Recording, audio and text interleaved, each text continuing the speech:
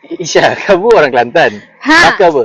Bakar siai apa? Oh, ini bakar siap, high maintenance, susah jaga. Bakar 91 neh. Yang ini bakar KK.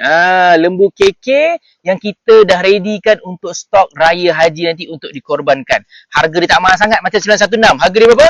785. Sahaja sebahagian. Tapi kalau korang nak murah sikit, ada 499 seekor kambing di Mekah. Tapi kalau ada kemampuan yang bakar 999, berapa harga seekor lembu?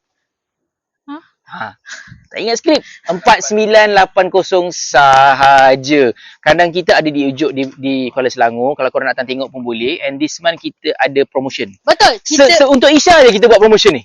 biar benar. Okay, Sebab orang Kelantan, sebab bakar KK. Bakar KK Dengan orang bakar Kelantan. siai. Yeah. Gila gabungan. So, promotion kali ini, siapa yang beli seekor lembu dengan kita berpeluang memenangi 10 ekor lembu.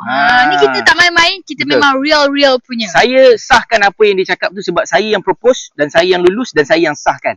So 3 layer tu by saya seorang.